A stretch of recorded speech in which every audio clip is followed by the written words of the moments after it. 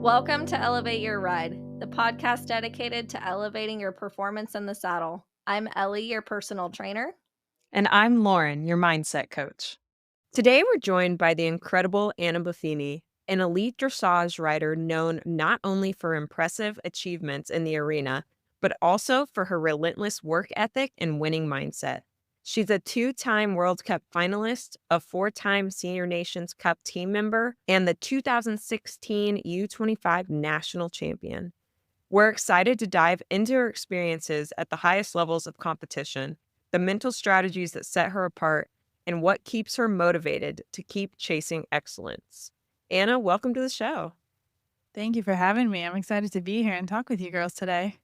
Yeah, we're so excited to have you. You have such a bright personality and attitude towards competition. We can't wait to learn more about it. Can you share with us how you Thank you. developed this mindset? Yeah, so I was a gymnast when I was 2, and I've been an athlete my whole life, and I think my parents really instilled kind of this mindset of achieving excellence with integrity and character. And yeah, ever since I started my athletic journey, I just kind of carried that with me, and it transferred to horses, and then it just kind of carried me through to today and helped me get to where I am. So, what do you think sets you apart from the rest of your competition? What is it about you that gets you up out of bed every day, gets you up early in the morning, works really hard? Like, what is it about you that sets you apart? Yeah, I think especially when I was younger, my goal was always to outwork everybody who was around me. I don't care who it was. I don't care how old they are, how much more experienced. Every single person at the barn, every single person at the gym, every single person who was around me, I wanted to outwork. And that has been my mentality literally since I was like 3 years old. And that really helped separate me, especially when I was younger. When you're a young rider, you can really put the work in and separate yourself from your peers. And then once you get to the elite levels, everybody's working hard. So you have to keep that mentality just to stay at the top. So, you said that you started off in gymnastics. What inspired you to stop doing gymnastics and then start riding? Yeah, so I love gymnastics. I didn't want to stop, but my body told me to stop. I couldn't physically do it anymore. I was just having crazy injuries for an 8-year-old. So my parents actually made the decision to pull me out of it. And in the end, it worked out really well. I'm grateful that I got to finish healthy enough so that my body could recover and work for me for the rest of my life. And I just always loved horses. Since I was born, I loved horses. It's just they've been in my blood. Like none of my family has ever even like touched a horse before. I rode horses, much less ridden them. It's not in our family history at all. I was born with them in my heart. So I begged and begged for years to ride horses after my gymnastics career ended and broke my parents down finally. And they let me sit on a horse. And the second I sat on a horse, I said, "I don't care if I am cleaning stalls the rest of my life. I will be around horses for the rest of my life." I love that journey. It's so amazing how, like, with horses, it can be just in your blood no matter if nobody's done it before. There's just something in your heart that pulls you towards them. So once you Totally. got on the back of a horse, when did you realize that there was a whole world of competition for you to dive into? I think I knew pretty soon, and I just happened to get into dressage, and it's identical to gymnastics, so I accidentally found the perfect sport for me. It's just all about perfection. It's all about harmony, balance, strength, power. You're judged. There's so much beauty in it when you get it right, but it takes so long to get it right, and it's you can never be perfect, so you're always chasing yourself to be better. I think honestly, probably like 6 months in, I knew I could compete in it, and just from then, I was like, "Alright, game on, let's do this," and I've loved competing since I was little. I have 5 siblings. My mom was on the US volleyball team, my dad was a competitive golfer and soccer player, so we have been athletes since the start, and we're so competitive. Family game night is an absolute riot in our home, and, those competitive juices are flying, so it's an amazing sport that I get to do, that I get to keep honing my competitiveness and using it to help me hopefully reach my goals one day. Yeah, and, like you said, with all horse showing, it's a long process, right, of just kinda breaking stuff down, putting it back together, breaking it down, putting it back together, chasing that perfection. How do you use that as a motivator versus a point of frustration for you? Yeah, I think especially horses. I've done so many sports. Horses is the most painstaking, painful, takes the longest time to get anything done, to get anywhere. And if your horse gets hurt, you're just out of it. But again, I think I always go back to I do it because I love horses and I do it because I love competing. And there's this quote that's always just says, don't let the fire outside of you burn brighter than the fire inside of you. So no matter what's going on around you, there's always going to be struggles. There's always going to be really, really difficult circumstances. There's always going to be suffering, but you have to have that passion inside of you that helps you walk through the fire, that helps you walk through the tunnel and get to the other end. You can't let rock bottom stop you. You have to use that rock bottom as like a, like firm ground to jump back off and try and keep climbing your way to the top. But you always have to have that foundation of why do you do this? And I do it because I love it and I let the love motivate me and keep me going even in the dark days. What have been some of the dark days? What have been some of the tough times that you've had to climb your way out of? I think the most devastating days with horse riding is like the horses passing away unexpectedly. There's been a couple of them. Like I've tried to make my own pipeline and one horse had ulcers and one horse was misdiagnosed and had to be put out to pasture. One horse someone was dishonest about when they sold him to me and had a huge injury and was retired early. So all those things can be so devastating, like losing the horses. And then, like, I went to Olympic trials last year and I was in a really good position going in, and we just had so many difficulties. Like the plane ride getting there, the plane broke down. So Oh, the no. Oh horses my gosh. couldn't even get there. Thankfully, they weren't on the plane, but it moved our whole schedule a week back. And like, I mean, to the hour for 3 months, my horse's schedule was mapped out.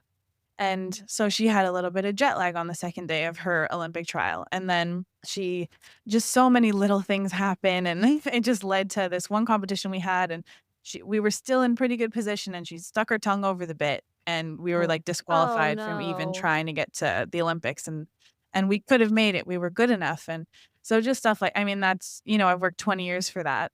If you really want to go back, I've wanted to go to the Olympics since I was 3 years old. So I've worked 27 years for that. And, just for that wow. to happen all of a sudden is completely devastating. But again, like, I always like to have a perspective because I'm so blessed to do what I love. And, I have a roof over my head. I have access to clean water. There's like 2 billion people in the world that don't have access to clean water. I have food on my table. My family is healthy and they support me. So having a perspective always helps bring me back to just kind of taking a breath and be like, I'm okay. This is not the end of the world. Yes, it's devastating. Yes, it's everything I've ever wanted, but I still have that love of horses.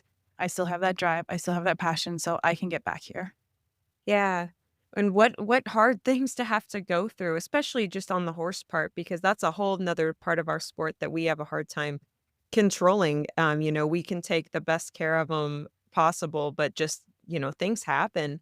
So can you talk a little bit about how your dream of going to the Olympics and then having that be pushed back another 4 years, how do you kind of deal with that and switch your perspective to the next qualifying period versus lingering on what just happened?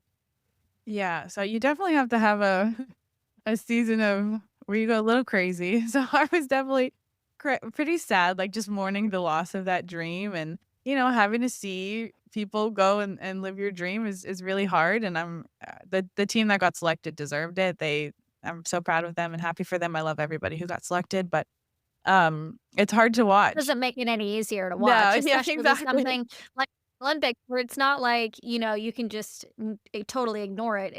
It goes on for weeks and it's supposed Exactly. to be everywhere, all over social media, it's all over the TV, it's all over the news, like you can't get away from it. You No. just it was probably just a constant reminder that you didn't make it. So what was that like? Yeah, that was definitely painful. I mean, I think it was the hardest I've watched the Olympics since I can remember. It's my favorite 2 weeks of my life always, and it was very hard to watch. I didn't watch all of it. I'm pretty sure I, like, cried every day watching it. Well, It was just really sad. I had a hard t like, I didn't enjoy it like I used to just because I know I could have been there. I had such a good chance to make it there. So it was quite painful to watch, but then it was also, like, so sweet still because I know more than ever what these athletes had to go through to get there, and I know the mental and the physical stress, and so it was definitely mixed emotions, but it was definitely hard to watch, and yeah, it just you have such a different perspective watching now, and it just fired me up more than ever, to try and make it back, but, you know, you go through so many stages of grief, and I definitely had a little bit of a crash out period where I was like, "What other sports could I go to the Olympics in?" Because maybe horses isn't it. I was like, "Maybe I could be like a Red Bull cliff Back to diver." gymnastics. Yeah, yeah. I was thinking gymnastics, I was like, "I'm too old for that." Then I thought about rowing, and I was like, "I way too much for that." And then that was the one we landed on was handball. So, I've been looking up handball places in San Diego. But, I love it. and yeah, and then I was like, Red Bull cliff diving also looks kinda cool. But then after my Wow. crash out, I was like, "No, I'm never leaving horses." So, I just we're gonna Yeah. keep going. But yeah, you just course correct, start making your plan, like, let yourself grieve, let yourself heal. I still am definitely, like, devastated, you know, it's been 7 or 8 months, but it's still pretty Yeah. devastating, you know, so, again, I just go back to, like, I still get to go and sit in my horse's stall and love on them, and I get to ride, I get to train, I get to learn, and you just slowly let yourself heal, and you slowly let yourself get back on track. You don't force yourself back into the next Olympic cycle, you just kind of let it happen. I've been seeing on Instagram that you've been doing archery and polo. Have has that kind Mhm. of cross training been a part of getting The back crash and out. kind of retraining your mind? Totally, totally, it has been. Just was kind of like an outlet to because, again, I love horses, I love riding, I love learning on them, so if it has something to do with the horse, I'm in. So I was just like, "Let's just stick with horse stuff, but just go do some other fun stuff that I don't have to compete in, that it doesn't matter if I'm terrible at it, because I've never done it before." So, yeah, I did cross country, I did polo, I did vaulting, I trained on, like, a jockey simulator with Mike Smith, who, like, won on the Triple Wow. Crown on Zenyatta. We did archery.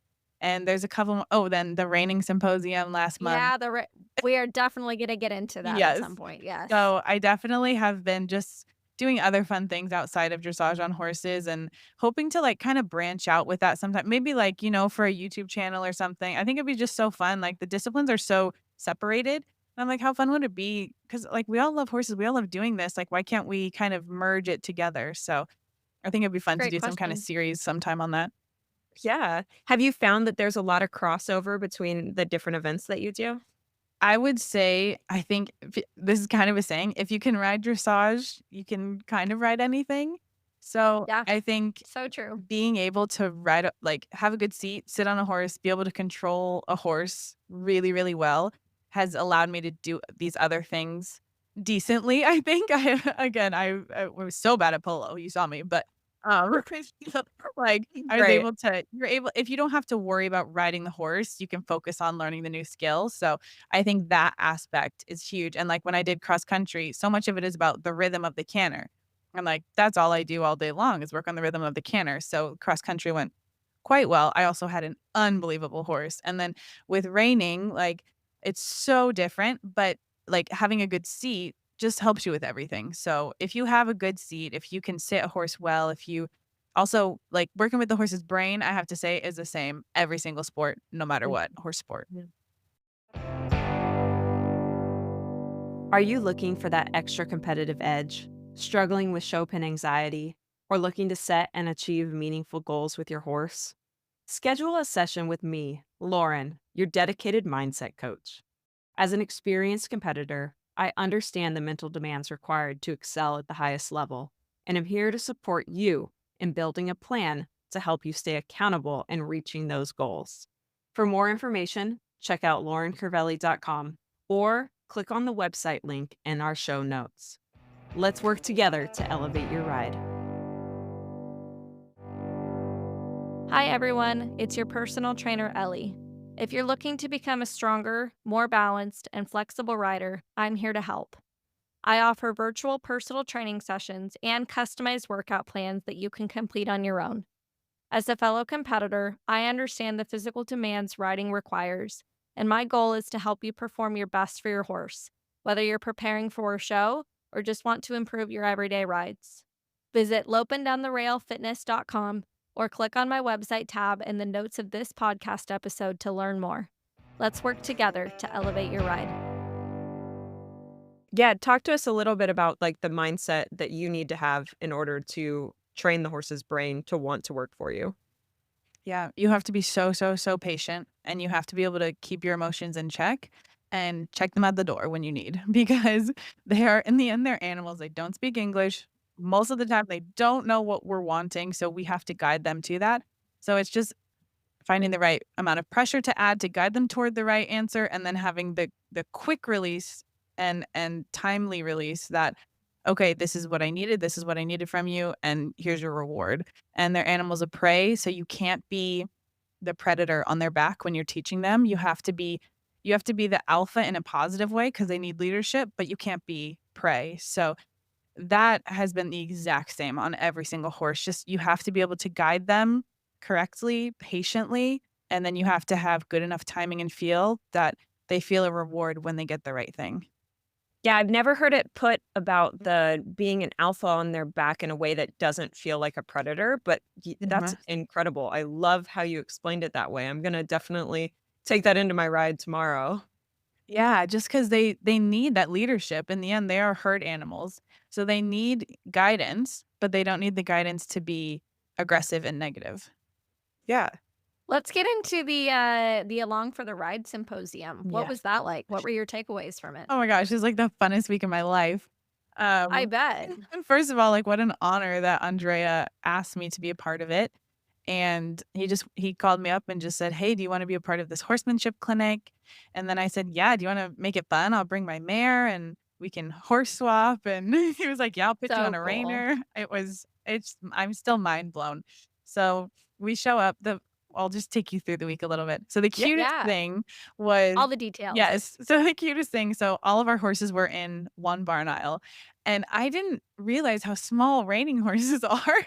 They're But yes, tiny. she looked like a giant on in that barn aisle, and it was so funny because all of the cowboys just stopped at her stall and were like, "That is a huge horse." I was like, "That's crazy." And I was like, "This is my smallest one. She is my shrimp in the barn." It's so funny. Oh my So, gosh. that was, like, the funniest realization we all had, and then, yeah, his staff is amazing, his wife is incredible, he's so cool, he's, like that's just the best word to describe him, he's just a cool Yeah. guy, and so I did a demo where I rode dressage and explained, like, everything I was doing. I tried to explain my best what dressage was and what it was like, and it was just so sweet because, again, my number one goal, I've said this since the beginning, if you can tell that I love my horse and my horse loves me by watching me ride, then I've done my job. And by Well, the yeah, then you're end winning. yeah, and by the end of the demo, like, there were so many people in tears just from watching the connection between Diva and I and the Oh, harmony, and I was just like, "Well, you know what? That's my goal." So, in the end, it's like, yes, of course, I wanna be successful, I wanna go to the Olympics, but that is a higher goal than the Olympics to me. If you yeah. can tell the love between my horse and I've done this the correct way with integrity, then that's truly the goal. So, to me, that's just as much fun as if I went to a World Cup or something. And then the next day, oh my gosh, Andrea and I were so nervous. Let me tell you guys, like, we are both top professionals in our fields, and we were both just like trying not to vomit before we did this. It's like so I rode her freestyle and she was just on fire. And then Andrea we surprised him with those dressage clothes. He did not know we were bringing that. Oh I was my wondering where gosh. he got those. Uh-huh. It's my trainers. I brought that I was like, did Andrea get like a custom yeah, outfit for the no, he had symposium? to squeeze into my tiny little German trainer's clothes. It was so funny. It took him like 15 minutes to get it on. And, I like, love 3 it. people. It was so funny. Um, but he's so game. We have the same vet, so that's how we got introduced in the first place, Oh, and that's my vet was cool. like, "You're gonna bring clothes and surprise Andrea," and I was like, "That's terrifying, but okay, I trust you." And he like, "No, he's a good sport, I promise." And he was. I said we told him, like, right before I did that freestyle that he's changing into dressage clothes, and his wife and his, assistant, Cindy, was like, "This is what you're wearing." Went in there Oh my and put it on. It god. was so fun, and then I got a shirt that Bella Hadid wore because I love her, and Oh, that's cool. Yeah. like, "This is so fun," and I got to borrow, like, everybody just lent me their Western clothes. Hollis sent me some jeans. It was so Love fun. It holla was just I jeans. felt like a Polly Pocket. I just got to dress up and wear a cowgirl hat. Yeah, I'm you guys obsessed. don't it's fun to like, the Western stuff, I mean, it's blingy, it's fun, it's very different from what you guys wear in It's so dressage. fun, and it's because I definitely am super blingy for the dressage world because I love my glitter. So, it was Yes, fun to just, like, throw on more bling, but it was great, yes. and then so we had, like, 2 minutes on each other's horse in the back to warm up. Both of us were just Wow. like, "This is so different, this is crazy," but again, he has such good feel and she's a spicy chestnut mare. She moves so much bigger than his reiners that it's a lot of horse to manage, and he just, like it took him maybe 2 circles to calm her down and just click with her, 'cause she really is only ridden by women, like me and my assistant trainer. So, like, a guy's energy is different, a guy's weight is Yeah. different. Yeah. It's different, but just by the way you can see how much feel he has, I knew he would click with her, and literally 2 circles in the video that went viral on social media, Yes. that is literally the first circle of him cantering when we're like, Wow. backstage. He just Wow. Yeah. yeah, I mean, that is not he did not have 10 minutes before that. That is the first circle he cantered. So, it was That's so just cool. yeah, it just shows What a how horseman. yeah, such a good horseman, such good feel. I mean, and you can just tell I love this with the top trainers. You can tell that they're listening to the horse with their body and their brain so much. Like, he's so locked into the horses, and he's just feeling what she's giving him, and he's feeling what he needs to give her back, and then, of course, the aids are so different, so he listened so well to the instruction I gave him, and that's why he looks so incredible on her. He's incredible. I literally have nothing but great things to say about him, and people say don't meet your heroes, but if your hero is Andrea Fapani, you should definitely meet him. You So, should meet him. he's awesome, and then I got on his reiner, and, a little secret, they did tape my reins because those split reins are just, alien to me, so I was like, "I don't wanna have to worry about dropping these reins and the horse stepping on it Okay. or anything." I mean, So that's fair. That happens too. I mean, even people who have been riding and showing forever, it does happen every once in yeah, a so I while. was like, "I don't wanna risk that." He didn't wanna risk that with his horse. I was like, "Yeah, please, whatever you need to do." So and it's funny because we got some whatever, I don't focus on the bad comments, but there were some comments that were like, "Loosen your reins. What are you doing? Loosen your reins." And I'm like, "The man who owns this horse told me to tape these reins right here. So, thank you very much, but this is where I'm gonna hold them." You're like, that's where it's gonna stay. Yeah, exactly. So it's just a say it's all for the horse. It's just so the horse has a good experience. So yeah, I had like 2 circles and then we went in there. I definitely had a little bit of the easier end of the basic part because my horse moves so much bigger than the than the reiner and I didn't have to Yeah. like gallop around. So he definitely had like his work cut out for him how much like bounce he had to ride. So he just did it beautifully. And then we went in there and we were both just like sweating. We're I like, bet. let's do this. And again, like what you saw on the video is that's it. That's live. It's live streamed. He didn't have any practice. He just went out there and was so in tune with her, so in tune with what I was saying and just absolutely nailed it and did some tempies. His pirouettes were amazing. His like everything. It was beautiful. So it was such a beautiful display of what a horseman he is. And then I got to go around on his reiner and I just tried to listen to everything he said, and it was just so cool. It was like a powerful toy. Like, you put your foot out and he A does a Ferrari. change, and you, like, cluck, and he goes faster immediately and just holds it. You stick your feet out and he stops. It was amazing, and slide stops, oh, I need to do one again. I'm addicted. So, it's so fun. It was really special. So, it was literally, like, one of the most fun experiences of my career so far, honestly. So I'm very, very blessed I got to do that with him. That's cool, and that's So really cool cool. that I love that the people that were in the stands maybe didn't know a lot about dressage, but yet they were able to see and appreciate the beautiful thing and the connection that you have with your horse. Like you're saying, like, what a huge win that must have been. It was so, so special because my dad was there and he was sitting at the top. And, Oh, he was like, "Yeah, they were in tears." And then the freestyle too, like, when the walk music started, because 'cause I'm singing in my walk music too, and it's like a oh, Top Gun Maverick freestyle dedicated to my late grandpa, and it was just, like, so emotional for something that you wouldn't think is emotional, you know? It's like it's a raining symposium, but it ended up just being just, like, a beautiful moment of horsemanship, I think, all around. It was really special.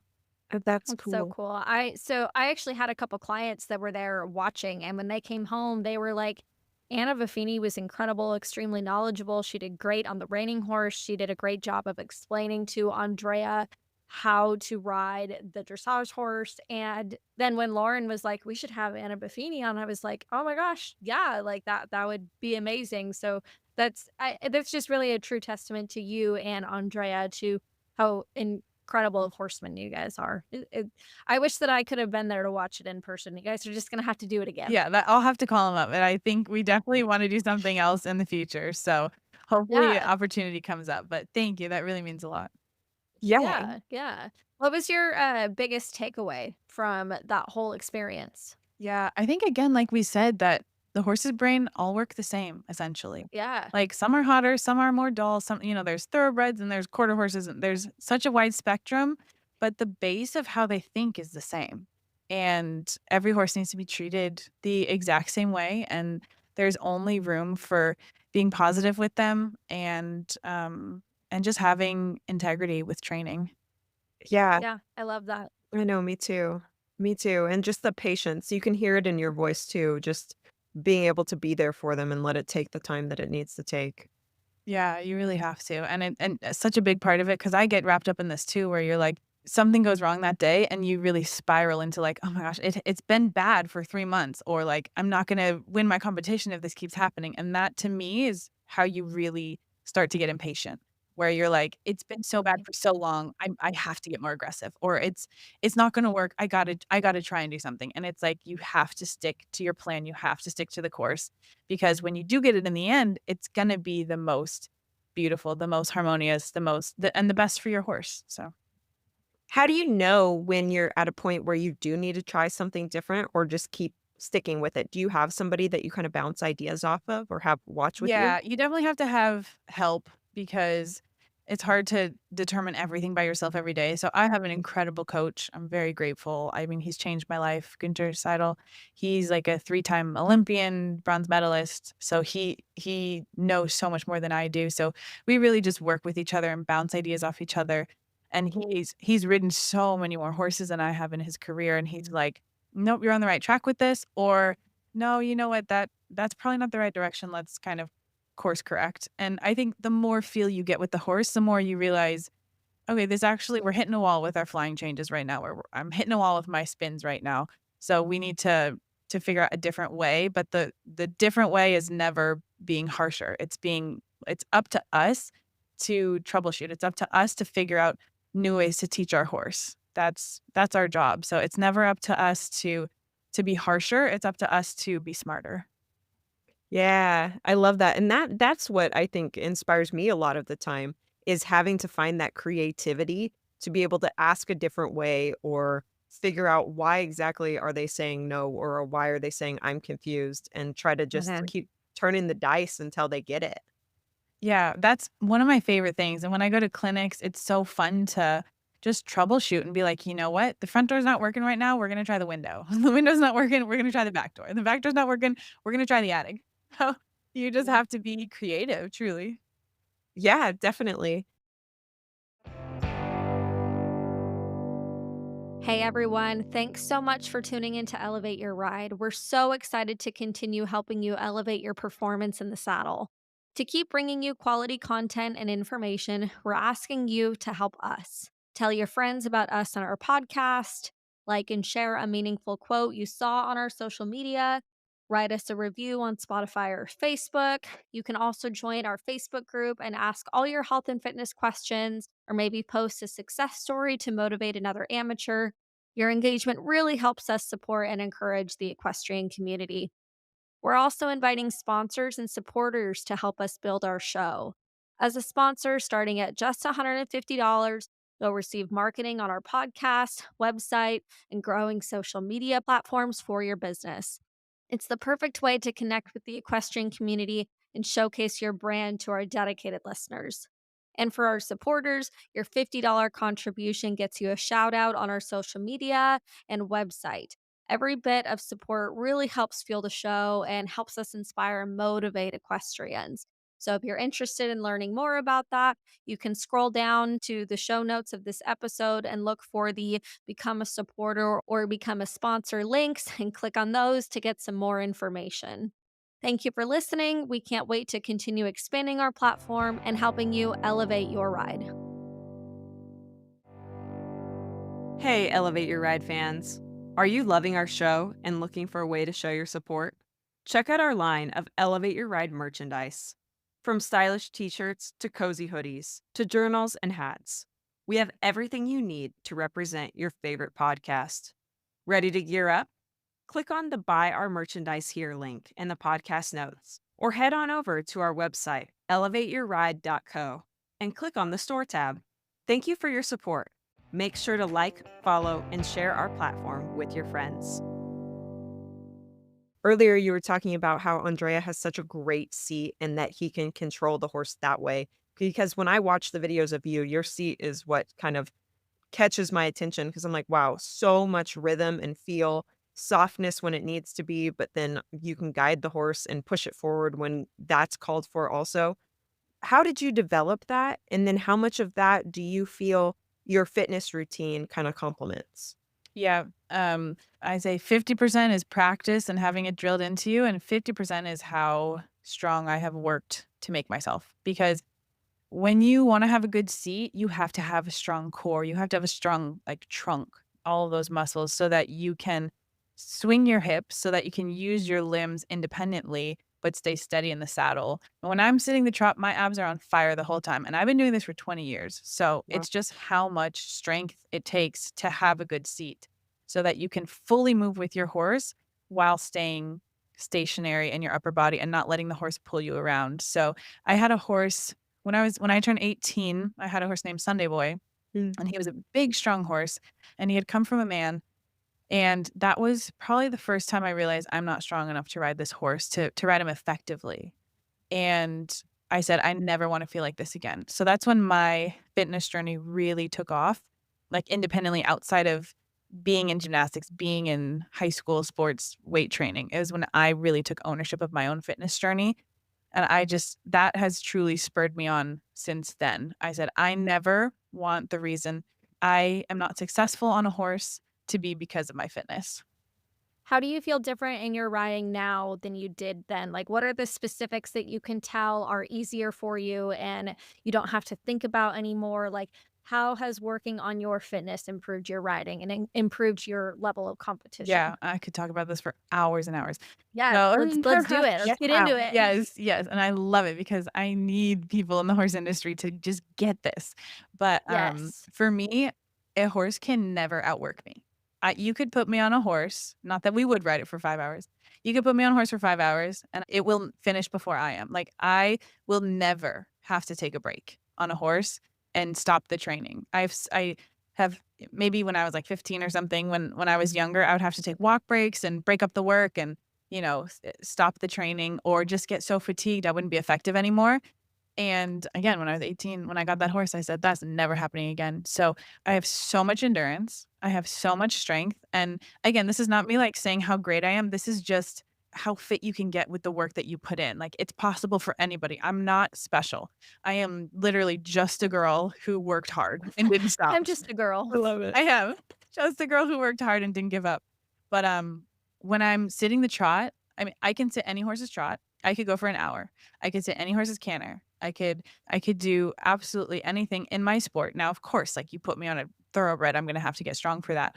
But in my sport specifically, I can outlast any trainer. I can outlast any horse. And sometimes, like I have this horse named Rapunzel. She is a psychopath. She's just so hot. She's bred to be that hot. Her dad is super hot. She breeds hot babies. And sometimes we just have to take her out to a gallop track and she loves it and she just wants to go for a half an hour. And I mean, I'm drenched in sweat after, but best believe she is tired before I am, and she it's just the only way to calm her brain down, and then she like, the next couple days, she's so focused on work and so happy, but if I Mhm. wasn't able to do that, then I wouldn't actually be able to help my horse how she needed.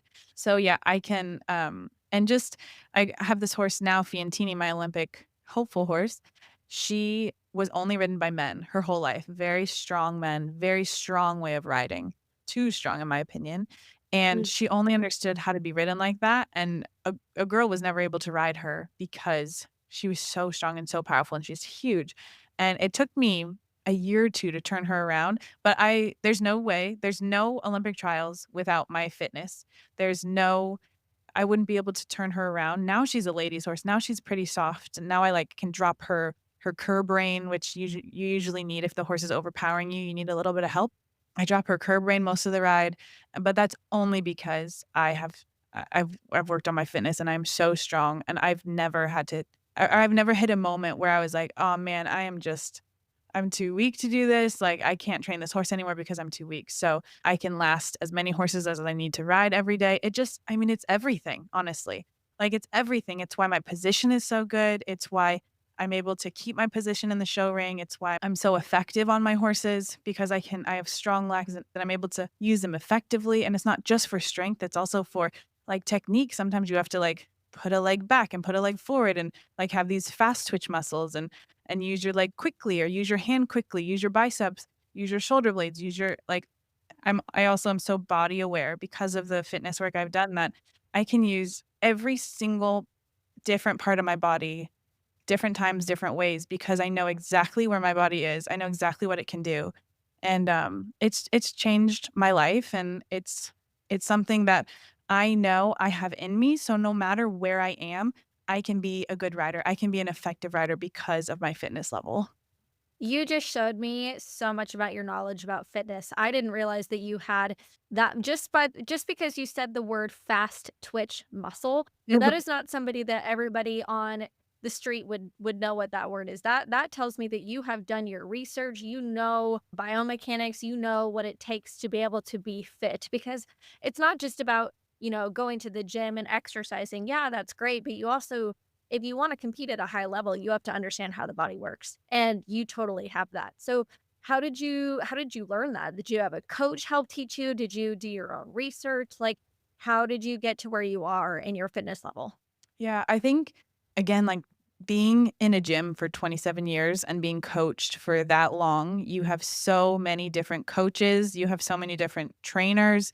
I've just had dozens and dozens of trainers. I've had dozens of physical therapists who have just taught me about the body, taught me about fitness, taught me about aerobic and fast twitch and slow twitch and just everything that you always want to have and want to work on to be a top athlete. And also actually having injuries helped me understand the human body a lot, how to recover. Yes. I also had like a lot of girls go through this unfortunately, but like a stint with like disordered eating and just like that Yeah. totally put me on a nutrition journey and how much nutrition is a part of fitness and maintaining fitness and that's such a huge huge part of it all. But yeah, just learning from everybody along the way has been like an all around education. And then of course, like just doing my own research and reading and why is this and what is this and then also like when I teach people, I can see like I break down their body and you have to be able to say like, okay, now close your abs, now squeeze your shoulder blades, now use your bicep, now use your left calf and just understanding the human body helps so much with my own writing and also teaching. And you're totally right, and I totally agree with you about the injury part because I mean injuries are a part of sport, right? So they happen. They happen in the gym, they happen when you're riding, they happen in your daily life. We do as much as we can to prevent injuries, but they still happen. And so whenever I have a client that has an injury of some sort, I always say, injuries are not the worst thing to happen to you. It's going to help you have more body awareness. It's going to help you be more careful in the future. It's going to give you motivation to keep strengthening the rest of your body while that injured body part tries to play catch up. And it really does give you a whole new sense of like biomechanics and how your body works. You don't realize how much stabilization you require from your knee until you injure your knee. You Mhm. don't realize how important it is to have a strong back and a strong abs, strong core until you hurt your back. You don't Yep. realize how much you use your whole body as a unit because the body is it's one chain. It's all Mhm. connected. And when one part isn't working the way that it's supposed to, the rest of the body can't work the way that it's supposed to. So anytime that I have a client that gets injured, I actually look at it as an opportunity to help them learn more about how their body works. Yeah. No, it's awesome, and so much of it is, like, where you're compensating is where your injuries are coming from, so figuring out, like, where to strengthen where you're compensating is a huge part of Yeah. preventing injuries. Yeah. So what does your fitness routine look like? Yeah, so it's changed over the years. I used to be a big, Yeah, um as it should. yeah, exactly. I used to do a lot more cardio, just to help me keep up with the horses because you do get out of breath on those big dogs. But, Mhm.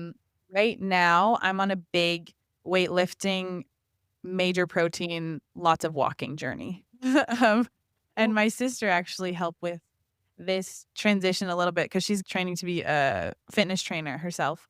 And, yeah. yeah, so she got this awesome trainer named Jamie, and she started this, like, whole nutrition weightlifting plan, and just the way her body has transformed has been incredible. So it really helped just show me, like, you don't have to tie yourself to a treadmill to look how you want. Sometimes it actually backfires for women to do that.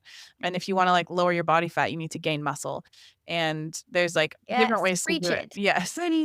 And I think, again, especially some, like, messages I think girls need to hear, but it's like you can look how you want. Like, you can get your dream body, but you have to build muscle for that. And it's just you have to. And to do our sport, you have to have muscle, you have to be muscular, but everybody's going to have different muscles. And of course, like, there's the whole I don't want to get bulky thing, but unless you're eating 200 grams of protein and doing, like, Olympic lifting, it's very hard to get that, you know? You Yeah. really gotta work hard. So, It's um really hard to put on yes, muscle. Like, exactly. it is really, really It's challenging. extremely hard, and the amount of chicken you have to eat is unbelievable. So, Oh, it's yeah. just it's crazy. So, no, you need to I think, just building muscle is huge, especially and when you build muscle and eat right, you lose fat, and I think that's what we Yep. all want. But again, you get stronger this way, and it's just so much better for your longevity and your muscles, and it allows you to do the sport you love while staying healthy. What does your schedule look like? Like, how many days a week? How many hours? What types of workouts are you doing? What is, like, the actual schedule look like Yeah. for you? So right now I would say I've dialed it back a bit, especially when I'm in show season. So I'll do probably 4 workouts a week.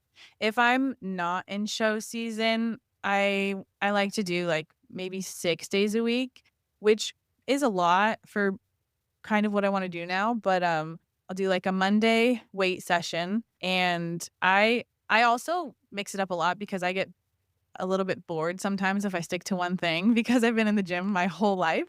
So I'll Same. do gym at home with my trainer Mondays. We'll either pick a body part or do full body, and then I'll do stairs, beach stairs. And there's just hellish beach stairs that I run, but I've turned I'll do sprints now again to like help build muscle and create that fast twitch Mm. instead of just long distance Yeah. cardio.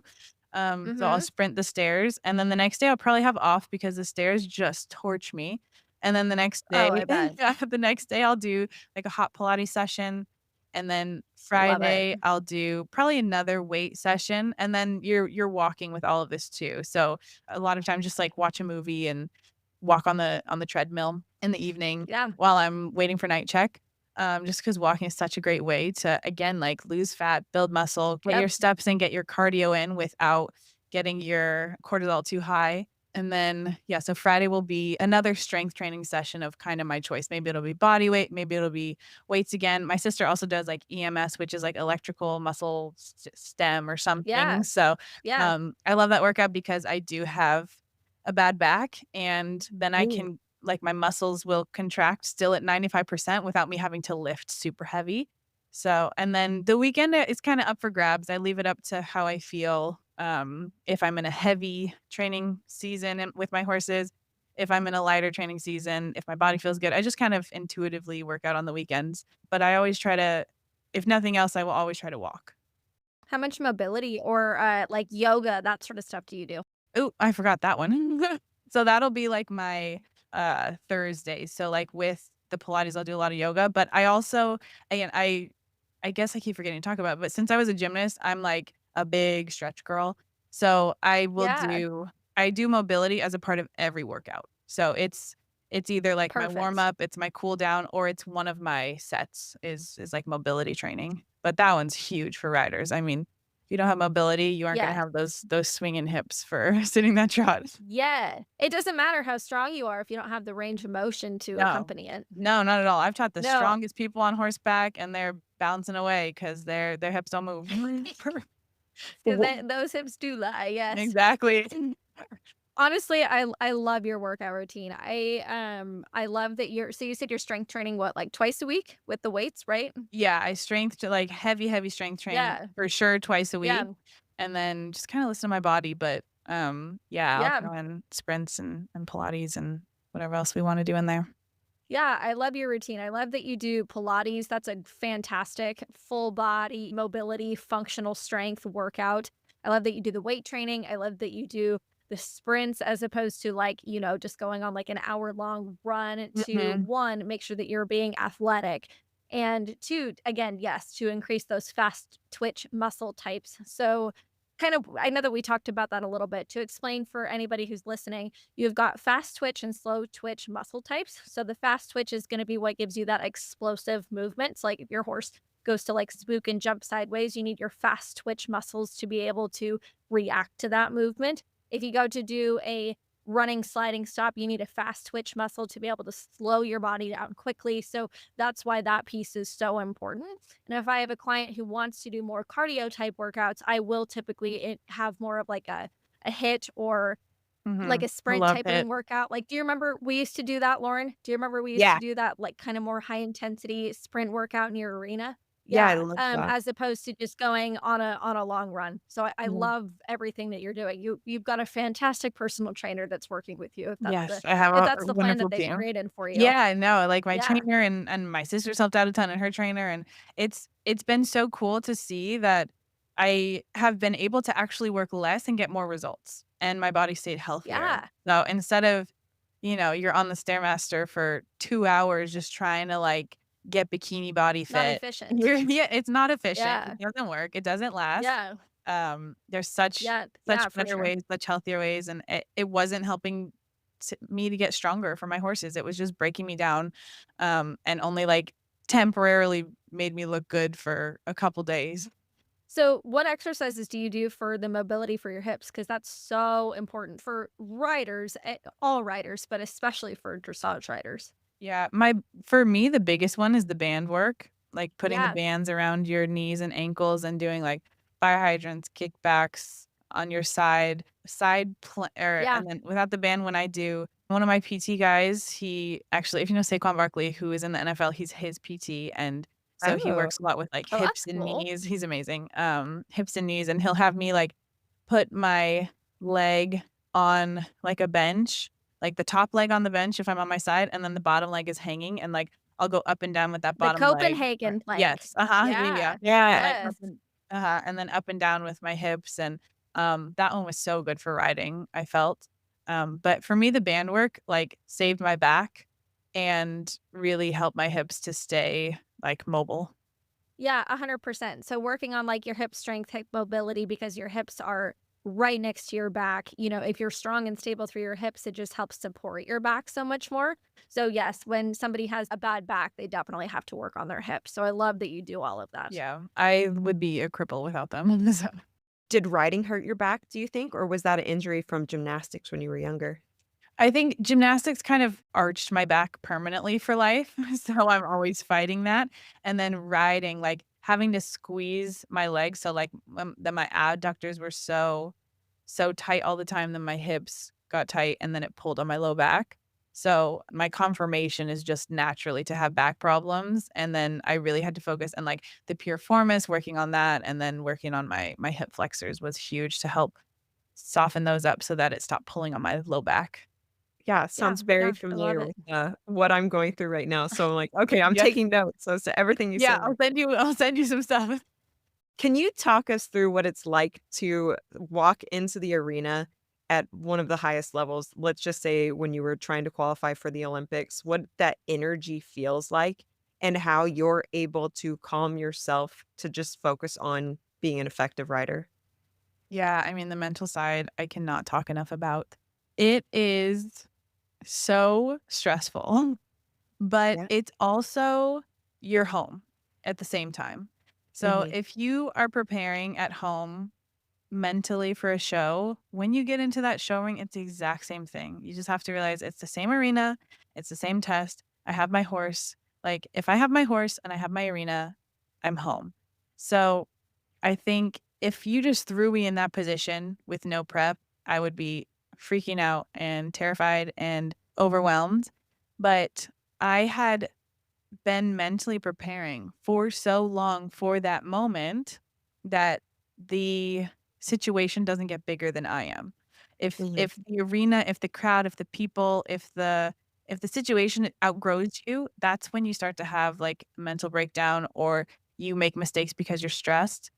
But if you are prepared to make yourself and your horse and what you're having to do louder and bigger than what's going on outside of you, that's how you're able to stay in your bubble.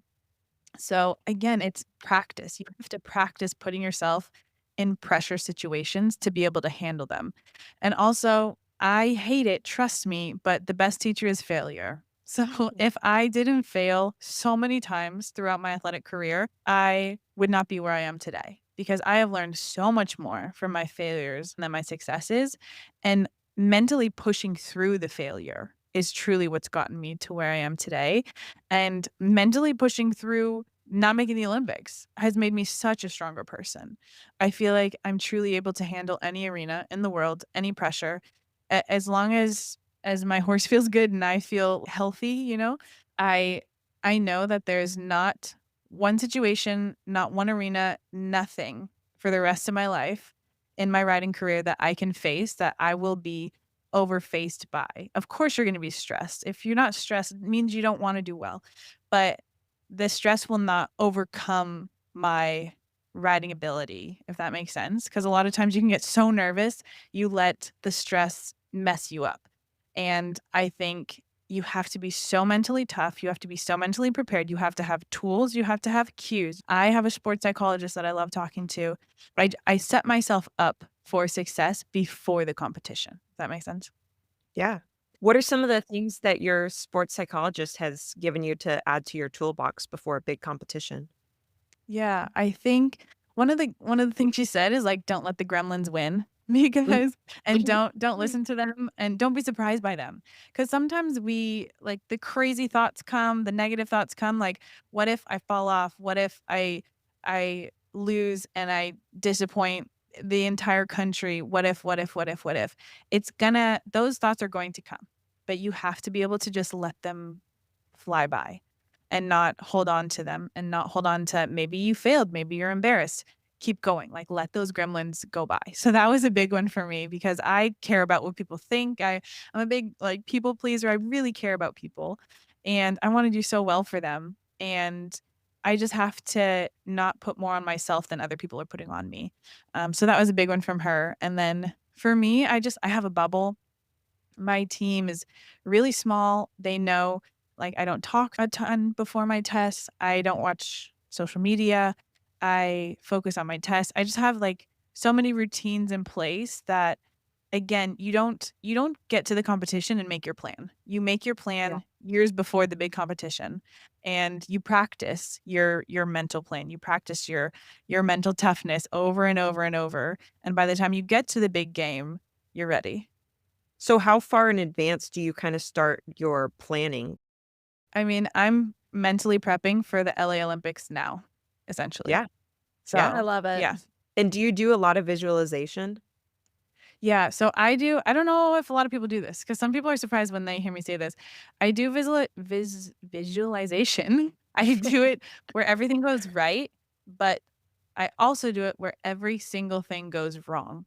And Yes. Yeah. that to me is actually what helps me stay prepared because most of the time what can go wrong will go wrong. And it's not to freak yourself out, but it is like I better be ready for every wrong situation and how I'm gonna handle it. And then it lets me not panic. I'm like, I'm ready. My horse wanted to miss a flying change. I'm ready because I visualized that going wrong. I visualized this going wrong. I visualized the the the time being pushed back. I visualize someone yelling at me because I went a wrong direction in a warm-up ring, something like that. So for me, visualizing everything going wrong and how I'm going to approach it helps me a lot.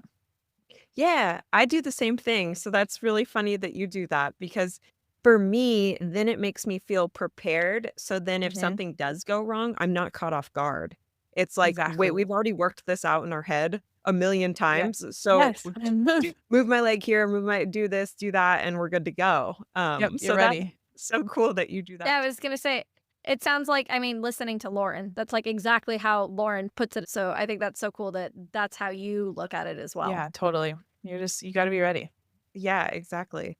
And walk us through what it feels like when everything goes right, because sometimes that feeling isn't quite what people would think, but talk us through one of your winning runs where when you came out and you thought, "Wow, that was great." Sometimes it feels like a dream and you're like, "This can't be real." And sometimes you are absolutely fighting for your life tooth and nail, but everything's going right as you're fighting for it. So, Ah, it can be I can't remember the term, I just saw, like, a TikTok about it, but it's something like messy winning or something. yeah. Sometimes it can feel Yeah. messy, it can look messy, it can be a mess internally, but you get it done and you get the win. So, it's okay, like, win messy and just keep fighting through it. It's okay to do that, and because the occasion where I have gone in and it's been perfect, I think it's probably maybe 2 times in my career where it felt perfect and it went perfect. But the rest, all the other wins, they all felt messy. I have felt the same thing. Mhm. I have felt the same way. Yep. Yeah, and a lot of times we let that messy feeling maybe prevent us from continuing on in the middle of a pattern, right? Versus it's Mhm. like from the outside, you can't see it. So you got to keep pushing through because what you're doing is still some really cool stuff. 100%. You have to fight through the messy, and then you have to make sure even if it's messy, you gotta reward yourself after. Like, when I qualified for the World Cup in Omaha, like, it was a crazy situation. So, I'm in San Diego on the West Coast. The biggest competitions in the country are on the East Coast. I had to fly to the East Coast, like, last minute to go and try and qualify. I had to win this whole competition, and in Florida, they have this competition, and it's at night at, like, 9 p.m., bright lights, huge crowd. I don't think she's ever done it, or the last time she did it was 2 years before, and the person I had to beat had done it every week for, like, Wow. 8 weeks or something or 6 weeks. So, in her warm up, I mean, I couldn't the 2 tempies where you have to switch, like, every 2 strides, I didn't get it one Yeah. time, not one time. Oh, And no. she was just and totally fair to her. It was 4 hours past her bedtime, new state, new time zone, pitch black outside with, like, the headlights over you, really stressful situation, and against all these horses that were so used to that environment, and let me tell you, that felt messy, and when I was in the test, there were so many moments I was like, "This feels messy, but I'm going to absolutely do everything in my power to keep it as clean as possible and get through it," and she ended up winning that competition and going to Omaha and then having that dream freestyle where almost everything went right and finishing 6th in the World Cup. So, yeah, win messy. I love that. That's amazing. What a Mhm. great story. Yeah, it was stressful. I bet. So I assume that you have I mean, we've talked about it. You have your sights set on for the Olympics in LA in a couple years. How are you going to get there? That is a good question. So, I know. right now, I have a young horse who we're trying to help get her there. It's the crazy one. So, we're just if her brain can calm down a bit, she's a very, very big hopeful. We're also like it's a sport where you need help. So, right now, we're kind of looking for people to join our team who wanna help us, like, on the horse purchasing side and join the dream of going to LA 2028. So, that's kind of our biggest goal right now and just searching for the horses that can hopefully get us there. I have a few young ones, that hopefully can be good enough to make it, but again, it's such a game of chance with the young ones. You never Yeah. really know if they're gonna be good enough until they make it. So, just doing the exact same thing, though. I mean, what got me to this Olympic trials is what's gonna get me to the next Olympic trials, and that's putting my head down, going to work, having a good attitude, and just trying to outwork everybody around me. What's your goal setting process like for something as big as the Olympics and you've got 3.5 years to get there? How do you even start setting goals and start achieving? I assume that you set a big goal and then set little goals along the way. What does that process look like for you? Yeah, that's exactly what I do. So I will set the goal of the Olympics and then just say what is the path that I need to take to get there. And then so I'll have like path A, path B, path C, and path D. So because there's always going to be something that goes wrong or something where you have to correct. So I will be like, okay, the next goal I have to do is try and like go to Aachen and then try and go to WEG and then try and go to the World Cup the next year. And that just helps you keep your status kind of in the US and as a top level rider of the country to be considered for teams and keeping your points high, keeping your scores high, making sure you hit these certain competitions is so important leading up to being selected for a team. How do you not let all that pressure get to you? Because that's a lot of pressure to have to perform well at every event you go to. Mhm. Um, I would say I'm not sure if I'm necessarily the best one to ask that question because I pressure's never gotten to me very much, if that makes sense. So I feel it, but I think again, I think it's because I've been competing high stakes since I was probably 6 when I started doing state championships. So I think being put in pressure situations and having practice at that has allowed me to handle the pressure I handle now. Yeah, you have a higher threshold for it. It's just kind of Yeah, I different think time. that's it. Yeah. And do you use some of these competitions before the Olympics as kind of quote unquote stepping stones? While they are important to do really well, you try to let them build on one another? Yeah, you definitely wanna let them build, but it is a little bit like each one is kinda ride or die, like, you wanna do your absolute best at every one of these big competitions, Yeah. but a lot of times just making the competition helps your status, just, my name being a part of a Nations Cup team or my name being a part of an Aachen team or a WEG team, that just it helps a ton, and it helps the selectors have confidence in you when they're coming to select a team that, "Okay, she's been there, she's handled it, she's ridden well, she's gotten a good score there." So, I mean, I still have again, I'm younger in the sport, so I still have a lot to prove, honestly. Like I haven't been in the game super, super long. So, to me, I feel like I have a huge chip on my shoulder, like a huge monkey on my back. I feel like I have so much to prove. I always feel like an underdog, and I think that mentality always helps me as well. Can you talk a little bit about the difference between your young rider events and competitions versus now doing this open level where, like you said, now you are one of the younger ones and how there is so much longevity in this sport to be able to do it for 40 more years? Yeah, it's definitely difficult because it would be like if the guys in the NBA still had to play against Michael Jordan, like the best of the Yeah. best now. Like the best of the best of my sport is in her 60s, I think, and she's still winning. She's first in the world right now. So it is a very difficult sport in that way where when you're young, it doesn't actually help you. Like being young is not an advantage whatsoever in this sport. So again, it just kind of helps add some fire to when I am working and, keeps me motivated. Since age isn't necessarily one of the determining factors for success, what do you think is the biggest factor that sets like the great apart? Yeah, I think Kobe Bryant said this, "I just love of the game, love of the horse." Like, how much love you have for this, for the training, for the journey, for the process, is how successful you can be in the end. Because if you just love blue ribbons, if you just love success, if you just love being famous, you will never have that longevity because loving winning is not enough. Loving the process, loving the horse, loving the journey is what it takes to be the best, and I think the best people love the journey. I love that. God, you're Perfect. so good. You're so good. That's amazing. You're so kind. I also my dad's a motivational speaker, so I'm just like, this is just our brains, you know?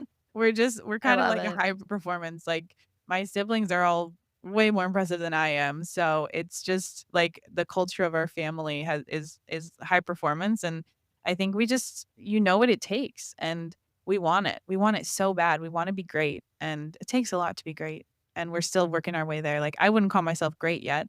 I would call myself still like an underdog and I still have a long way to go, but that underdog mentality is what can make you great eventually. What is the price that you pay for success? Whew. I think you sacrifice as much as you're willing to. And for me, I sacrifice everything. I sacrifice without going too extreme. Like I see my family, I love them and they are my priority. But like I sacrifice pretty much everything else. Like I'm at the barn all day, every day. That's all I do, that's all I think about. That is all I work on. When I'm not at the barn, I'm looking for horses. When I'm not looking for horses, I'm teaching clinics. When I'm not teaching clinics, I'm making content. When I'm not making content, I am going to photo shoots for my sponsors. It is all in, and it is you sacrifice friends, you sacrifice relationships, not in a negative way, but just in a, like, I wanna go to the Olympics, and my horses need my attention. So, it's just it's a lot of sacrifice, but it's a sacrifice I am so willing to make and that I'm so blessed to make, you know? Like, who gets to say they get to sacrifice everything to try and, go to the Olympics? Yeah. I It's mean, yeah, it's incredible. It's amazing. Yeah. Take us behind the scenes. What's a typical day in the life of Anna Buffini? Yeah. So right now, again, so many seasons for everything, but we're ramping up for show season. So the whole morning is dedicated to my horses and my training. So I'll feed the horses at like 5 and then I will train with my trainer from 6:30 to noon. And then after lunch, my time is dedicated to my students. So I teach online for a few hours oh, and then after that, I will fit in my own training and then I'll make my content because content is also a big part of my job now, which I love. And then I mean it's like 7:30 by then. So then it's night check and then I'll go do my walking on the treadmill. And that's when I will do like my TV time and phone time and scroll and just like be a normal gal and let myself chill. And then my we're trying to breed some of my mares right now, so they have to have lights on till 10:30. So then after I finish my walking, then I go turn the lights off and then I go to bed. what are some It's of a your long day. yeah, what are some of your favorite TV shows and, scrolling things right now? Yeah, my favorite I love New Girl if I just need a chill show. I love New Yeah. Girl. Season 1 of Night Agent was so good. I don't know if you've seen it. Season 2 wasn't as good, sadly, but season 1 was so good. Lioness is really good. I was hoping you were gonna say that. That is my favorite That's TV show awesome. of all time. It seems like right up your alley. It's such a It is badass show. It's it's so so good. good. Yep, It's it's so so good. good. Yeah, what are your guys' favorites besides Lioness? Anything that Taylor Sheridan puts out, man, Yeah. he's so good. He's He's so good. so good. I know. I really need to I'm really behind. I need to catch up, honestly. Also, question, so I don't know if I saw the wrong clip, but do they have iPhones in Yellowstone? I thought it was, like, back in the day. So, 1883 is back in the day. I think Oh, Yellowstone is okay. Yeah. time. Yellowstone is present day, and then they have the 2 backstories. They've got 1883 and 1923, and I cannot recommend listening to those enough. They're so Okay. good. Or Okay, not I'm listening, gonna watching yeah, them. They're I'm so gonna good. check 'em out. And now that I've met all these cowboys, I have to. Yeah, You got exactly. if you don't watch The Last Cowboy, you gotta watch The Last I Cowboy. did see that. I watched it Yeah. after the symposium, so I checked it out. It was a trip. Oh, I yeah. won't say who, but we did recently have on a Run for the Million champion, so that episode's gonna be coming out in a couple weeks. So Okay, I'll be exciting. listening. I know, as soon as you messaged me, I started listening to your podcast, so it's Oh, awesome. Yeah, thank I love Yeah. it. you. So Thank you hopefully very hopefully it much. just keeps growing. You guys are doing a great job. I love what you're doing.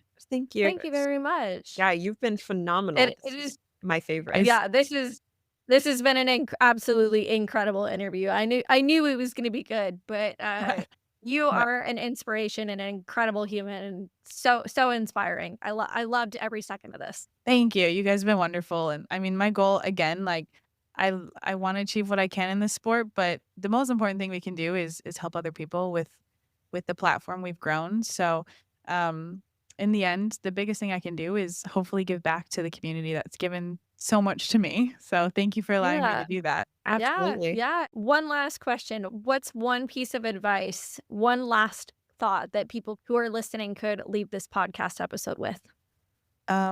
Give yourself some grace. Mm. Is Ooh, what that's a good one. I was told when I was younger. You're doing good. If you're giving 100%, you're doing enough. I love that. So Yeah, good. Yeah. perfect. Thank you for listening to Elevate Your Ride. Find us on Instagram and Facebook, all linked in the podcast notes. We'll see you next time.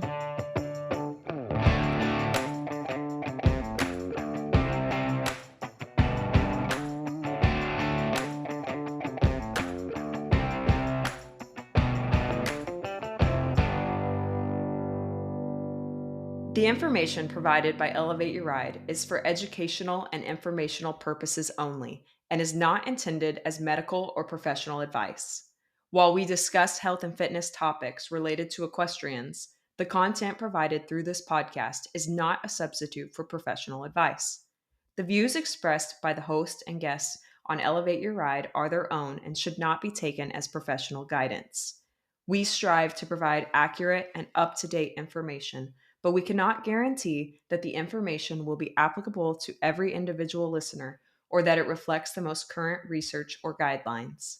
Before making any changes to your health and fitness routine, we strongly recommend consulting with a qualified professional who can provide personalized advice based on your individual needs and circumstances. Elevate Your Ride and its creators will not be liable for any direct, indirect, consequential, special, exemplary, or other damages arising from the use of information on this podcast. Thank you for listening to Elevate Your Ride. We are committed to providing high quality content and appreciate your trust in us as a source of information for your health and fitness journey.